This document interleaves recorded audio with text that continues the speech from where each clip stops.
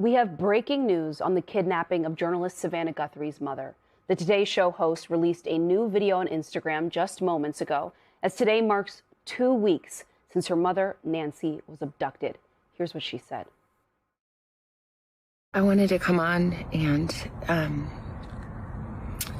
it's been 2 weeks since our mom was taken, and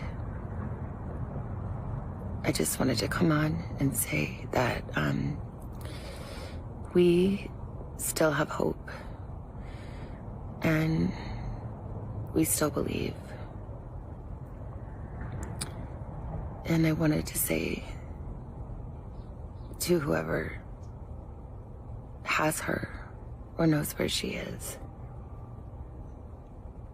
that it's never too late. And you're not lost or alone. And it is never too late to do the right thing. And we are here. And we believe. And we believe in the essential goodness of every human being. And it's never too late. And joining us on the phone from Tucson, Arizona, is Mark Santia, MS Now reporter. Mark, thank you for joining us. I want to get, of course, your reaction, your reflection to Savannah Guthrie's latest video, but also the FBI has, of course, put out a statement today about gloves that were picked up. What can you tell us about where we are now that we're 2 weeks into her abduction? Antonia, we are across the street from Nancy Guthrie's home. There is a sheriff's deputy parked in the driveway. Sheriff's deputy has been parked in the driveway for 2 weeks now. That video coming out just a short time ago in Savannah's plea to the kidnapper, directly to the kidnapper. This, as the FBI told us today, that they have found several pieces of evidence, Antonia, throughout the area here in Tucson, including 16 gloves. Now, most of the gloves, they said, belonged to searchers, law enforcement. There was one glove, though, in particular, that was found about 2 miles away from where we're standing right now, which is Nancy Guthrie's home. That glove was sent to the lab, the Sheriff's Department lab in Florida. What they recognized and realized is that that glove was different from the 16 other gloves. There was some DNA there that didn't match the searchers, didn't match law enforcement. So they want a closer look at that glove. Right now, law enforcement sources tell us that's a very good lead.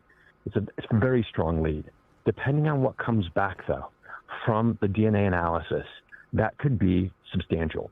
What they're looking for, according to law enforcement sources, is they're going to look for any forensics, any DNA possibly, from Nancy Guthrie on that glove, or any forensics, anything found from her home that could tie that glove to her home from 2 weeks ago. We're also told that glove the appearance of that glove, Antonia, is very close, very similar to that surveillance video. The suspect who was on Nancy Guthrie's front porch.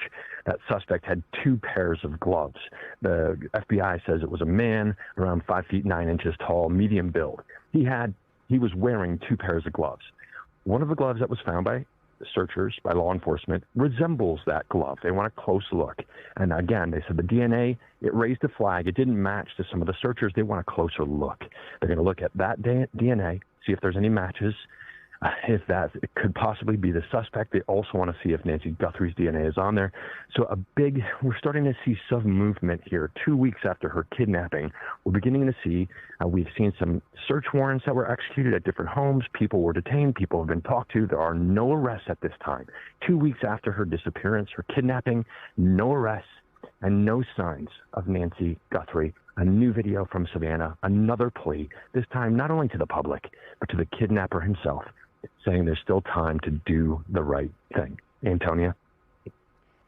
Mark, I'm wondering if you can give us a sense of what the environment is like in the neighborhood where you are right now. You said you're across the street?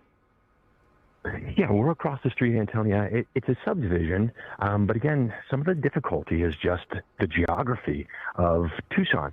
It's a desert. You have a lot of brush, a lot of rocks. These homes aren't necessarily right next to each other. There's a lot of space in between these homes. There's a lot of brush in between the homes, cacti. So it's a difficult terrain, very hilly. There are ravines. It was rained the other night, rained steady the other night. We're told it only rains about 10 times here in Tucson. We were here for one of them, and it was a steady rain. So obviously the elements can play a large part in the evidence gathering portion of this investigation. But we've seen, Antonia, teams of federal agents from the FBI, Border Patrol, as well as the sheriff's deputies out on foot, canvassing the area, especially sort of the entrances, the exits to Nancy Guthrie's home, to the subdivision here, looking for anything. And we know they found 16 gloves.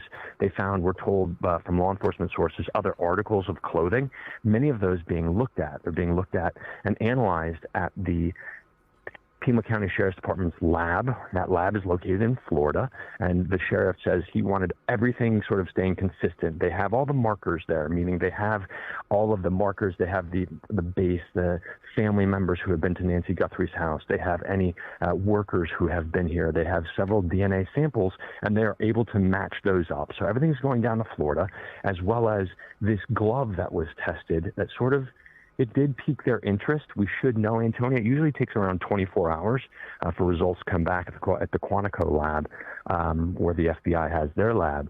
So we should hopefully hear some results. But this is sort of the area here. And at this point, there are dozens of media outlets here on the street. Many people sort of came and they gathered in front of Nancy Guthrie's home upon Savannah releasing this latest message on social media. So there are a few people who are gathered here. That's been 2 weeks, Antonia, and still no signs of Nancy Guthrie. Mark, Elise Jordan here. This high-profile case, it's so tragic, and we love Savannah so much. And the story has just gotten so much media and law enforcement attention, but also there's been so many social media detectives who have come out and weighed in on this investigation.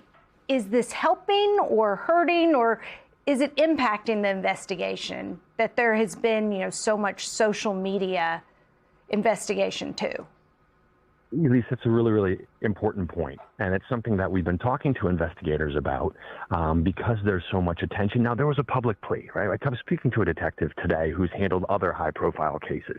And the detective says when you go to the public, you need the public's help. It's a force multiplier. It's cops and communities sort of working together. And we've seen the importance of the public.